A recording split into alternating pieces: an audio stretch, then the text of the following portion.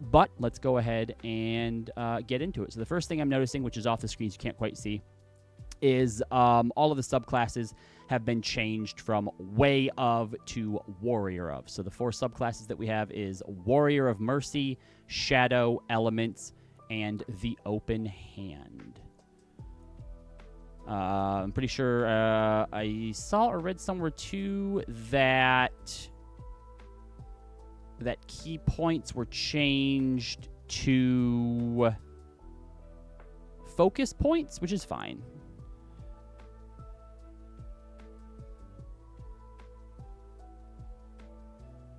Make an unarmed strike as a bonus action. When you are unarmed or wielding only monk weapons and aren't wearing armor or wearing a shield. Yep, okay. Martial arts die. Oh. Wait. Martial arts die. That's... Is that new? No. That's just the... Oh, yeah. Sorry, that's just the damage. Normally when I see something like that, I think of, like, superiority die or, like, psionic die. And I'm like, wait, are they giving... Do monks have a resource die now? Sorry, that's just the damage of your unarmed strikes. Dexterous strikes, you use your dex instead of your strength mod. Sounds like someone just ordered a stupid-looking boss! Welcome in, Dolvik. I think focus points is fine. One of the issues that Callie had with a lot of the monks subclasses, and this is something that I worry about when we're making new subclasses as well on cloaks and capes, is you need to be, well, I guess you don't need to be, but like I think that it helps players conceptualize, different characters and sort of different themes around them when there isn't a specific theme or like image that is built into the class itself, right? And so one of the issues that monk has, especially when you refer to it as key points, is a lot of the monk subclasses paint the monk as like, this spiritual, my body is my temple, magical, hand-to-hand fighter. And I think that by changing it to, first of all, focus points and, stuff like warrior of this and that, it kind of takes away the idea that, like, oh, yes, you are, like, the mystical, magical energies of it. Like, what if somebody just wants to make, like, Daredevil, right? There's nothing magical about what Daredevil does, right? I feel like saying that, like, oh, yeah, Daredevil's able to do what he does because he focuses his chi or his ki or whatever, that's more like an Iron Fist thing. Whereas referring to it as just like raw focus and like getting into the zone, that feels more like Daredevilish. So I actually do like the change away from the idea of it needing to be key points. Yes, I'm not going to attempt to say those words and butcher them, but Jeannie is correct. I was about to bring up the monk when you said that because I missed the start of the conversation. Yep, exactly. All right, so unarmored defense. That's nothing new. They did buff it, though, right? I'm pretty sure all of the old... Like, usually when you come up with, like, either AC or, like, spell save DCs, isn't it usually 8+?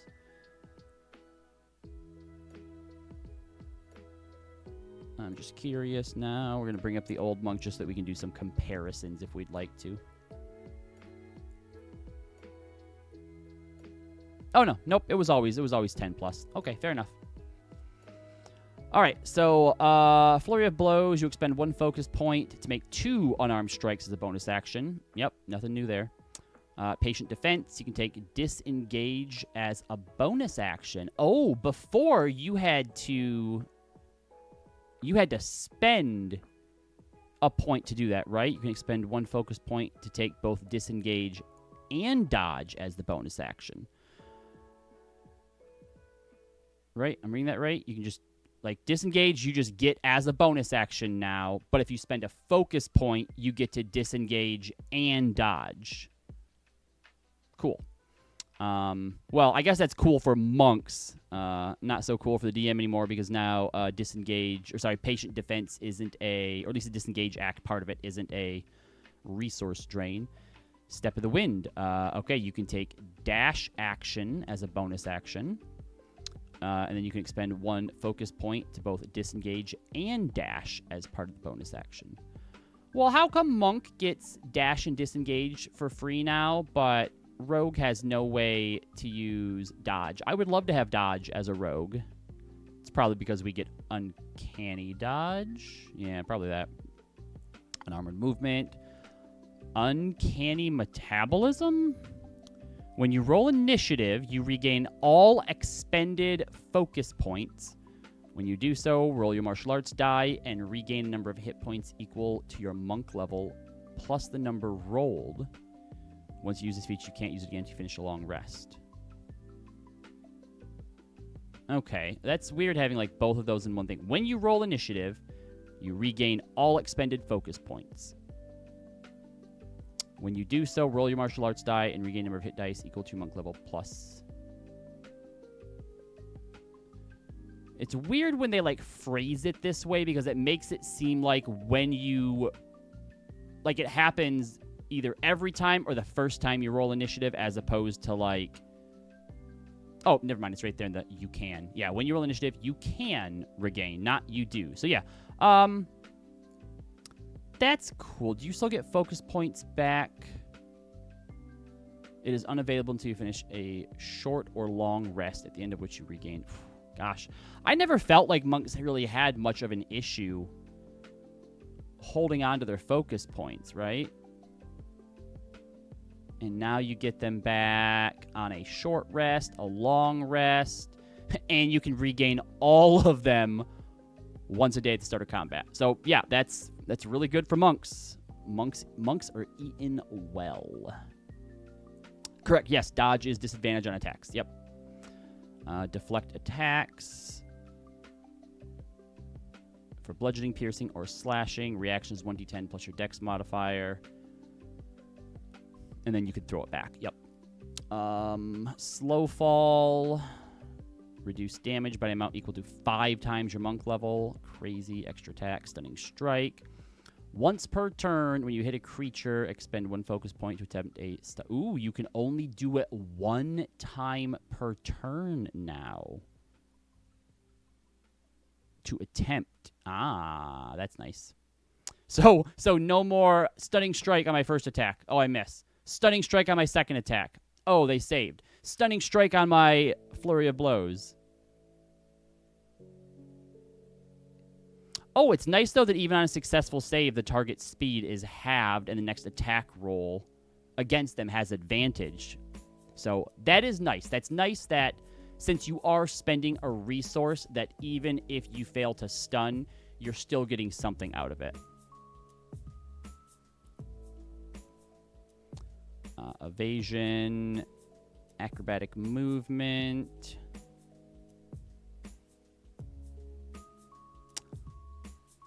Hold on, that's new, right? Gain the ability to move along vertical surfaces and across liquids on your turn without falling during the movement. That's kind of crazy.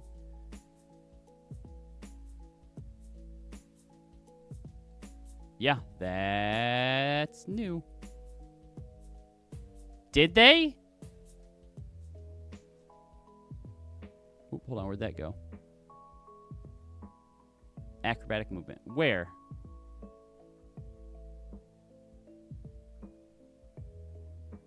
Oh, it was called unarmored movement before. Okay. I did not realize that they had that. What level? That's at 9th level? I don't know that a monk has ever, like, brought that up to me before. Because there's a lot of times in Call of the Netherdeep where, like, you and Mr. Jack wanted to, like, run up a wall or, like, across the wall or something like that. And, like, I'd make you do, like, an acrobatics check or something. I think Mr. Jack had a climb speed because of, like, some spider stuff that he had from being a dampire. So, like, it was different for him. I didn't realize that was actually built into Monk. All right, heightened focus. Your flurry of blows, patient defense, and step of the wind gain the following benefits. Okay, so at higher levels, you can make your flurry of blows 3 unarmed strikes. Gosh, that means you're attacking 5 times in a turn. Patient defense. You gain number of temporary hit points equal to 2 rolls of martial arts die. That's not bad. And step of the wind. Choose a willing creature within 5 feet of yourself that is larger or smaller. You move the creature with you until the end of your turn. The creature's movement doesn't provoke opportunity attack. Nice. Those are really good. And they don't cost anything extra either. You just get to do those now as well. That's pretty good.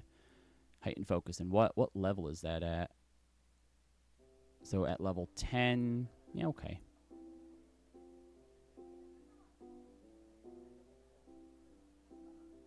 Self-restoration. Through sheer force of will, you remove the following conditions of yourself.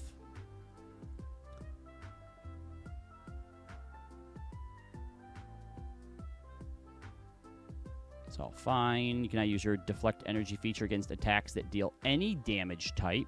Ooh. Did they get deflect energy before as well?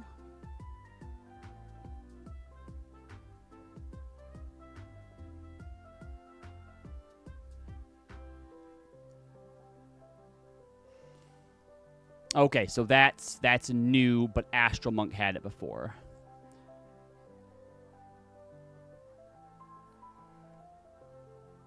Yes, so you need your bonus action to Flurry of Blows, but you could, if you had Fighter Multiclass, you could use your action to attack, Flurry of Blows, attack, Action Surge, attack, and have 7 attacks in 1 round.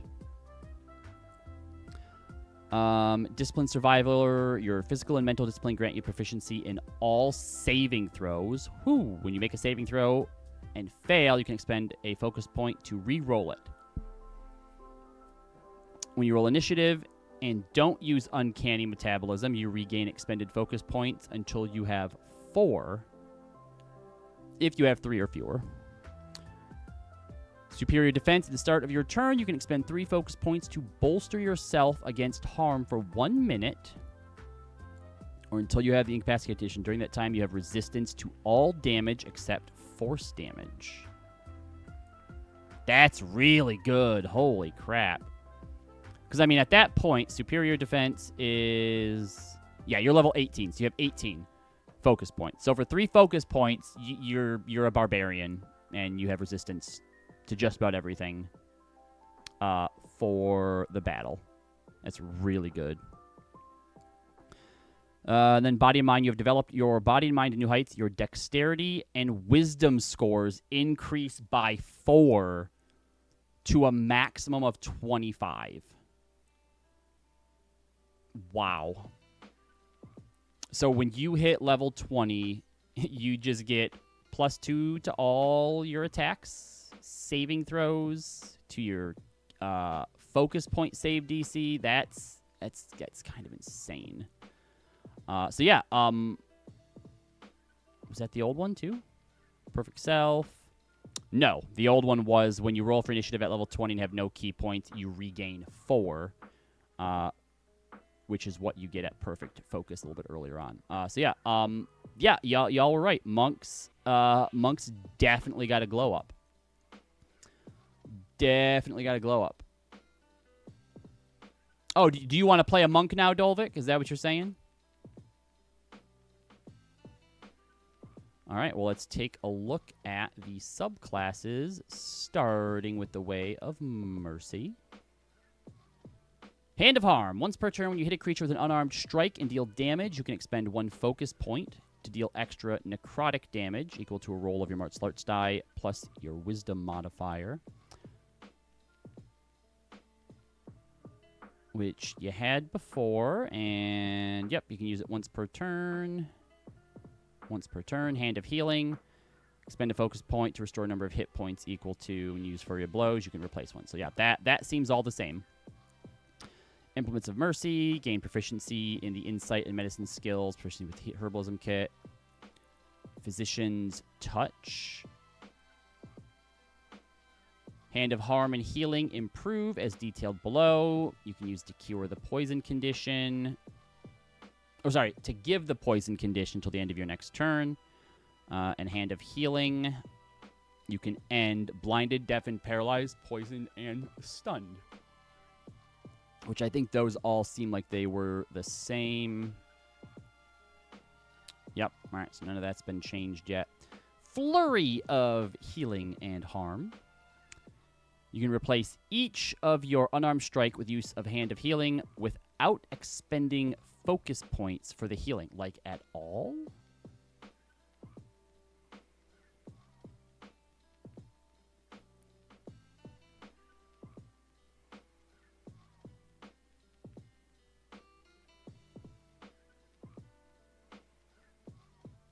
Wow. Well, okay. So basically, prior to getting this, you would have to spend a focus point for Flurry of Blows, and then spend another focus point to restore HP. And it was the... Oh, no. If you use your Flurry of Blows, you can replace one unarmed strike with use of this feature without expending a focus point. And then Physician's Touch, Flurry just lets you do it twice. Okay.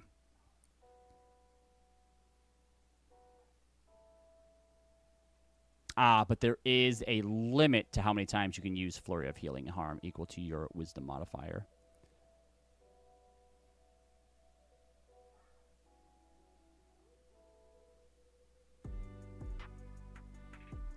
Okay, and so the difference from the old version, you could do all that, but it was unlimited. The new one lets you only do it a number of times equal to your Wisdom modifier.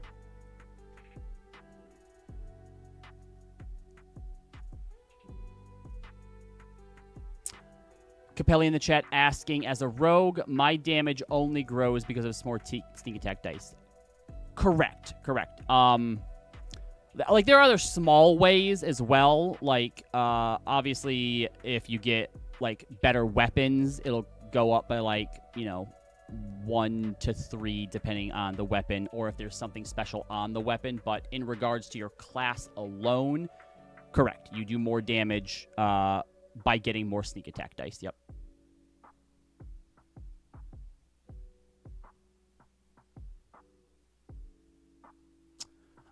And then lastly is the Hand of Ultimate Mercy. You can touch the corpse of a creature that died within 24 hours, expend 5 focus points. That creature returns to life. And once you use this feature, you can't use it again to finish a long rest. All right, so basically you just have... And that's the same way it used to be. I feel like this needs something else. Like it's fine. Like, that's fine. That's like a cool... That's a cool thing, right? I feel like it should also have a harm variant as well, but I also wish there was a way that you could use this that didn't require someone having died, right? Because, like, if you're in a campaign and none of your party ever die, or, like, your DM never puts an objective in front of you that requires you to do that, this is kind of useless, So this I think could have done with a little bit more updating in some way. Warrior of Shadow. Expend a focus point to cast the darkness spell. You can see within the spell's area. You can move its area of darkness to a space within 60 feet of you. That's very cool. Does darkness let you do that itself? No, I don't think it does. Gain dark vision. If you already have it, an extra 60 feet. Minor illusion.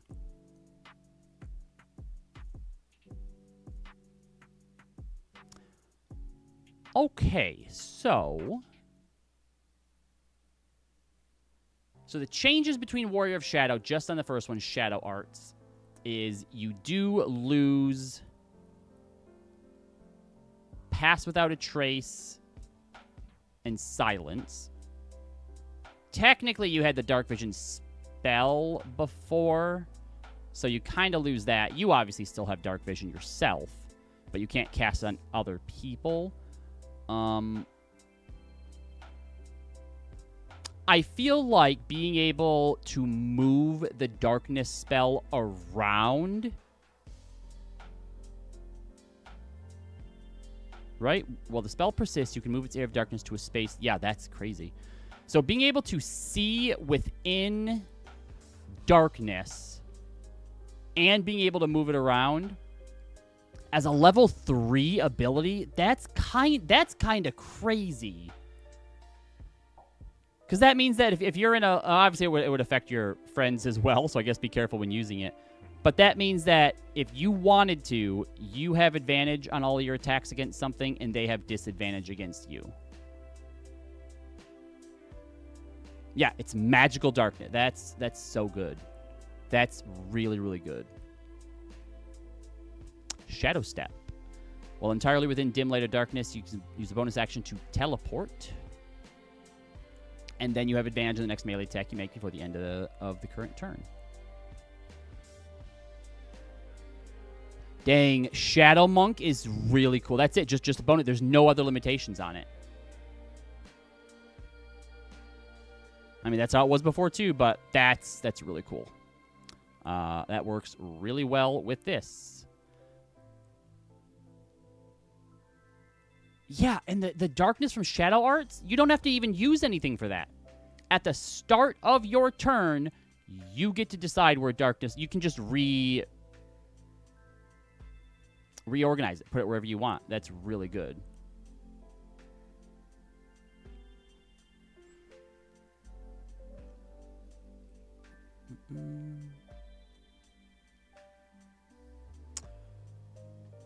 A Warlock can technically do that level 3. You can cast Darkness on your weapon so it moves with you and have Devil Sight. You can cast it on your weapon?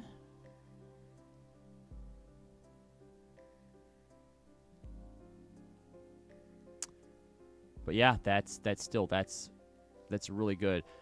To the Warlock's point though, like, sure, the Warlock can do it, but that's like their one spell slot gone now, right? Unless you've taken the right invocations to still be able to cast it freely. I'm not sure if they still have that or not. But also as a Warlock, you have to kind of set up a lot of other good invocations that I don't know that you get that early. Like, if you're using it in the same way that the Monk does, you need to have Devil Sight. You need to have Pact of the Blade. You're using up your one spell slot unless there's an invocation that lets you cast Darkness as well. Gosh, yeah, that's... I mean, it's still obviously really, really good, but, I mean, Monk just gets to be, like, one focus point, and now I'm doing pretty good. And then obviously being able to, like, teleport around as a bonus action is also really, really, really good.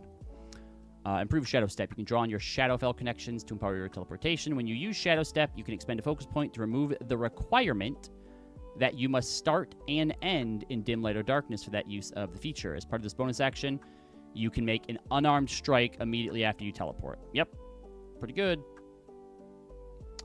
And that replaces, when you're in an area of dim light or darkness, you can use your action to become invisible. You remain invisible until you make an attack, cast a spell. Yeah, I think improved Shadow Step is better.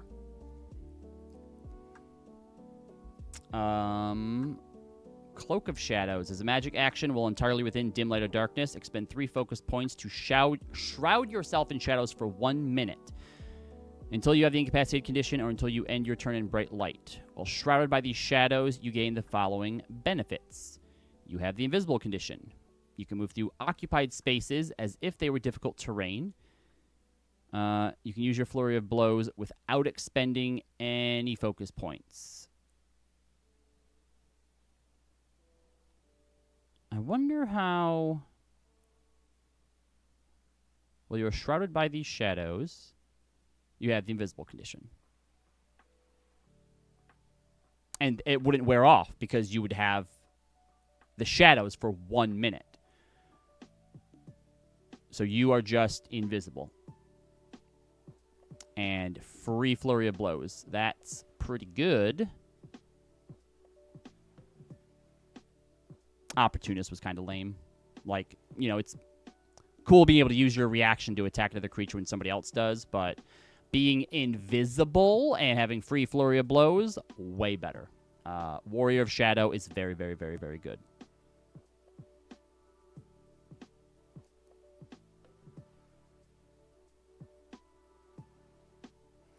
You don't know. You don't even need to use the action to do it, Dolvik. At the start of your turn, you move the darkness for free. It doesn't even require an action. So, I mean, in that sense, yeah, it literally just follows you around as well. So, Way of Shadows, great. Way of Shadows is great. No, it's just at the start of your turn, move the darkness anywhere you want within 60 feet of you that you can see. Warrior of the Elements was Way of the Four Elements. Now, I believe that this was a really cool sounding one, but I feel like I remember people having a lot of issues with kind of the way that it works. So let's see how they've changed it. Elemental Attunement. At the start of your turn, you can expend 1 focus point to imbue yourself with elemental energy. The energy lasts for 10 minutes or until you have been incapacitated. You gain the following benefits. When you make an unarmed strike, your reach is 10 feet greater than normal. Cool. Elemental strikes. Whenever you hit with your unarmed strike, you can cause it to deal your choice of acid, cold, fire, lightning, or thunder damage rather than the normal type. When you deal one of these types with it, you can also force the target to make a strength saving throw. On a failed save, you can move the target up to 10 feet toward or away from you as elemental energy swirls around it. That's kind of crazy. As a level 3 for 1 point, you have a 15-foot reach. You can choose what kind of damage you do out of 1, 2, 3, 4, 5. It's not even like, hey, pick this for the day or like take a short rest to change it. You can deal this damage whenever you want.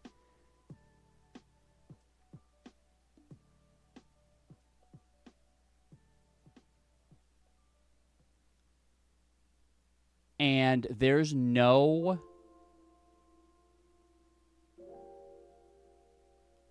charges on that. When you deal one of these types of damage with it, you can force the target to make a strength saving throw. On a failed save, move the target 10 feet toward or away from you. So, 1 focus point to get this going, right? 15-foot reach. And now you could move something if you hit and they fail all their saving throws. You can move something 30 feet in a single round. That is insane. That's so crazy. You could set up so many like flanking maneuvers with this. That's ridiculous.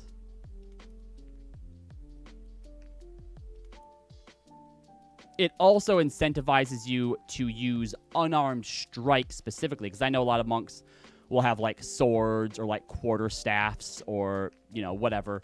Will use monk weapons. This is basically no. You need to use your unarmed strikes. That is insane. Monk is crazy. Manipulate elements. You know, the elementalism spell.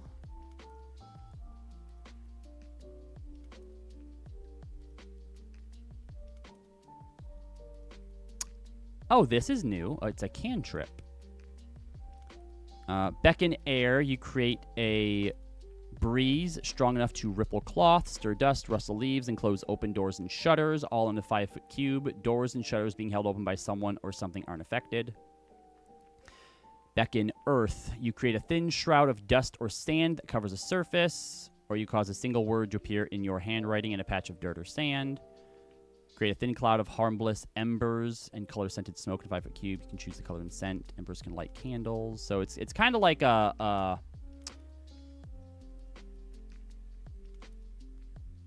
like an Avatar-themed prestidigitation.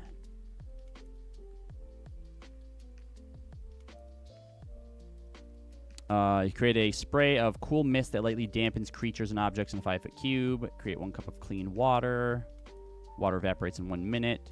Cause dirt, sand, fire, smoke, mist, or water that can fit in 1 cube to assume a crude shape.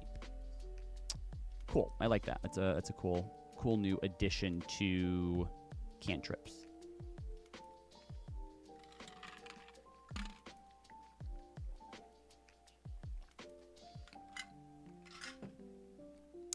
Elemental Burst. Expend 2 focus points to cause elemental energy to burst in a 20-foot radius sphere. Acid, cold, fire, lightning, thunder. Each creature in the sphere must make a dexterity saving throw. On a failed save, they take damage equal to 3 rolls of your martial arts die. Elemental Burst, that is the 3rd one.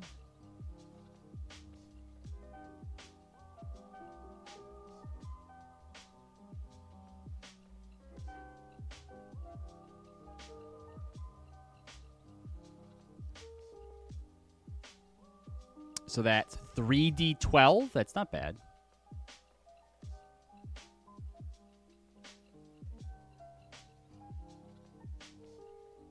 Stride of the Elements. While your elemental attunement is active, you also have a fly speed and swim speed. And Elemental Epitome. Damage resistance. You gain resistance to one of the following damage types of your choice. Acid, fire, cold, lightning, or thunder. You can change it at the start of your turn. When you use your Step of the Wind, your speed increases by 20 feet. For the duration, any creature of your choice takes damage equal to 1 roll of martial arts die when you enter a space within 5 feet of it. Creature can take this damage once per turn. Once on each of your turns, you can deal extra damage to a target equal to 1 roll of martial arts die. When you hit it with an unarmed strike, the extra damage is the same type dealt by that strike.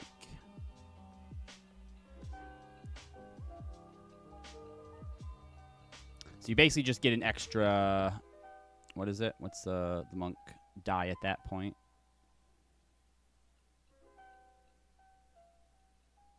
A d12. So you basically get an extra d12 damage each turn. You have resistance to basically everything when you want it. And if you're using Step of the Wind, you can deal another 1d12 damage to anything that you move past. Oh, Elemental Burst is earlier on. Gotcha. Okay. I don't know why they don't say anywhere in here what level you get this at. It's in the player's handbook. It's in here properly, but for some reason on D&D Beyond, it doesn't say, you know, level blah blah blah ability or at level blah blah blah you can. I don't know how anybody has missed this or like it hasn't been corrected yet. So, Warrior of the Elements is pretty cool. I definitely think Elemental Attunement is like their best thing. That's so good. Warrior of the Open Hand. Oh, I wanted to look through and see how that was different from the old one. All right, so the old way of the 4 elements.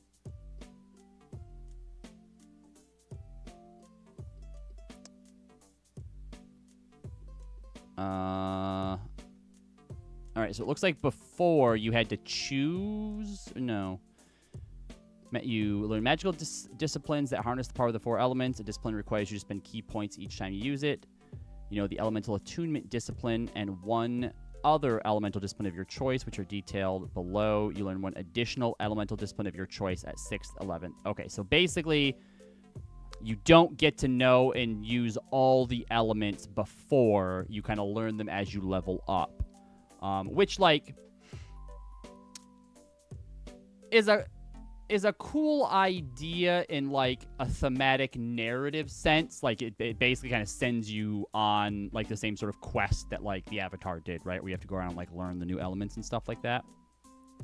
When you learn a new one, you can also replace one elemental that you already know with a different disciple. Oh, but then that kind of just stops that from... Never mind. Okay, well, that kind of just undercuts that anyway. Some allow you to cast spells. See the spellcasting section for the general rules of spellcasting. To cast one of these spells, you use its casting time and other rules, but you don't need to provide material components. 5th level, you can spend additional key points to increase the level of an elemental discipline spell that you cast, provided that the spell has an enhanced effect at a higher level as Burning Hands does. Spell's level increases by 1 for each additional key point you spend. Okay. So, monk levels, maximum key points for a spell. Breath of Winter, 6.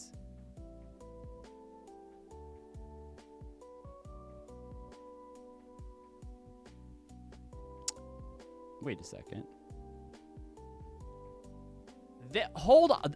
They also... Oh, no. Okay, right there. I was going to say, did they also go back and remove the levels from all the other ones as well? Okay, so hold on.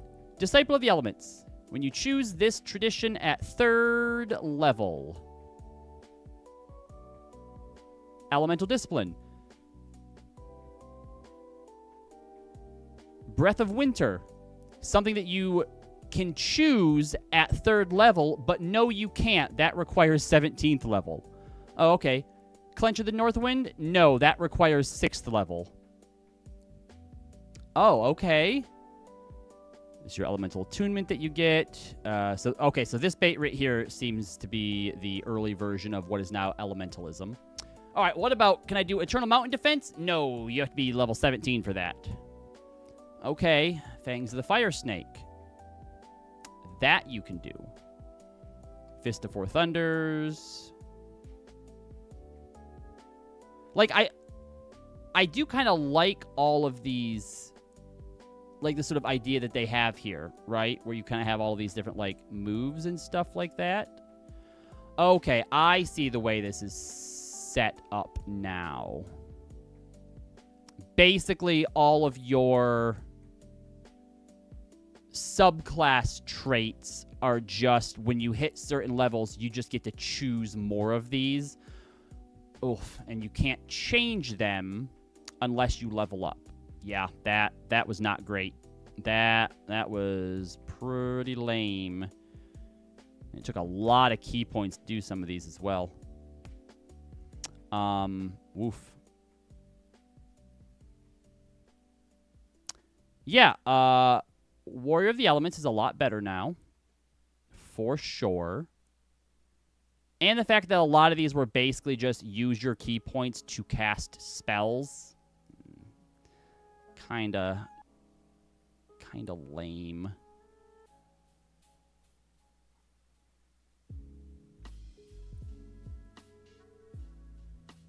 Although I do kind of wish that they would have left a little bit of room in here to also still cast some of these spells, because I do think that is kind of cool. I think if they would have married the idea here in the 2014 version more into this, that might have been cool.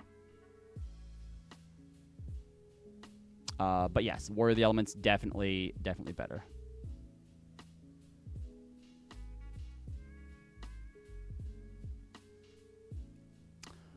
Warrior of the Open Hand. Whenever you hit a creature with an attack granted by a flurry of blows, you can impose one of the following effects. Target can't make opportunity attacks until the start of its next turn. Not bad. Push. Target must succeed on a strength saving throw or be pushed up to 15 feet away from you. And it has to be on a flurry of blows attack. Okay. Target must succeed on a dexterity saving throw or have the prone condition. Yeah, those are fine. Prone, 15, can't take reactions. All right, same as it used to be. Wholeness of body. You gain the ability to heal yourself. As a bonus action, roll your martial arts die. You regain a number of hit points equal to the number rolled plus your wisdom modifier. When you use this feature, number of times equal to... I think that's lame. I think that's super lame, and it doesn't scale either. So, you know, I'm a level 20 monk. Am I going to use a bonus action to get back at most 13 hit points? No. Sure not. Oh, sorry, it's your martial arts die, not your hit die. So 17 hit points? No, probably not.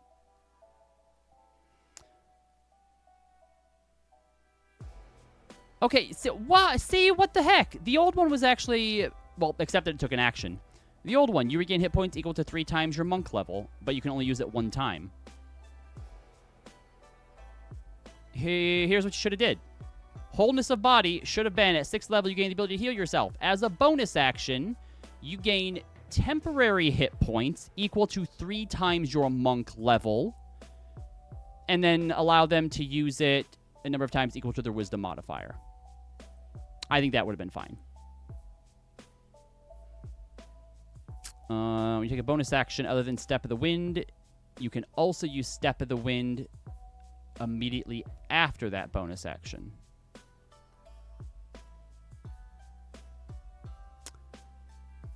So, Step of the Wind allows you to disengage and then dash. So now it's letting you disengage, dash, dash. Who needs to move that far that often?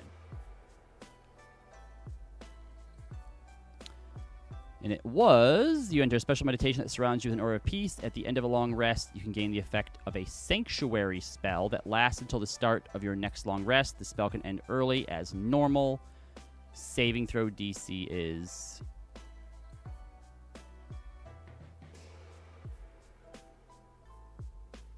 Yeah, that was lame because you can't attack anything. I think Tranquility would have been cool if attacking something doesn't end the Sanctuary spell. That could have been a really cool one. I don't think Tranquility or Fleet Step are great. I think they're both pretty lame. Quivering Palm. You gain the ability to set up lethal vibrations in someone's body when you hit a creature with an armed strike. You can expend 4 focus points to start these imperceptible vibrations, which last for a number of days equal to your monk level. Wow.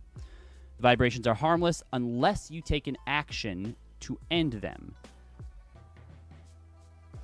Alternatively, when you take the attack action on your turn, you can forego one of the attacks to end the vibrations. To end them, you and the target must be on the same plane of existence. When you end them, the target must make a Constitution saving throw, taking 10 D12 force damage on a failed save or half as much damage on a successful one. You can have only one creature under the effects of this feature at a time. You can end the vibrations harmlessly, no action required.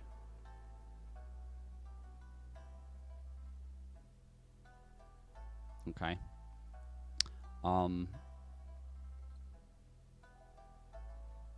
mean, obviously that's, this is great based on the fact that you can basically just be like, hey, 10d10 force damage. The whole vibration thing is kind of weird on why it lasts as long as it does. At this point it's kind of just a weird flavor thing to explain why, if you wanted to, you could have it happen 3 days later instead of immediately. I feel like I would have given this a passive thing. Like, the vibrations are there, and maybe, you have disadvantage on, ability checks or something like that, right? Like you have disadvantage on strength and dexterity ability checks, so long as the vibrations are happening. And then, obviously, you can end them to do the damage or whatever. And it looks like there isn't a cooldown on this, except that you can only have one creature under the effects of this feature at a time.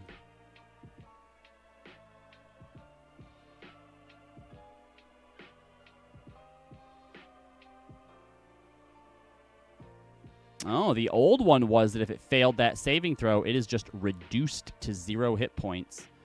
Otherwise, it takes 10d10 necrotic damage. So,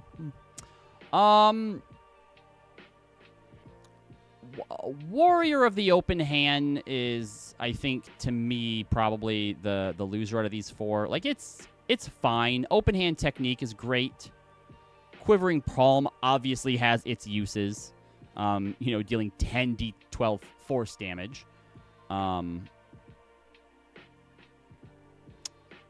Fleet Step. Like, it's just very, very niche, in my opinion. And Wholeness of Body is terrible, in my opinion.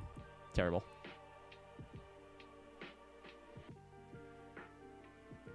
Open Hand was one of the stronger ones. I mean, at 17th level, based on the fact that for 3 key points, you can essentially drop something to 0 hit points. Sure. Yeah, definitely. Tranquility, kind of trash. Wholeness of Body,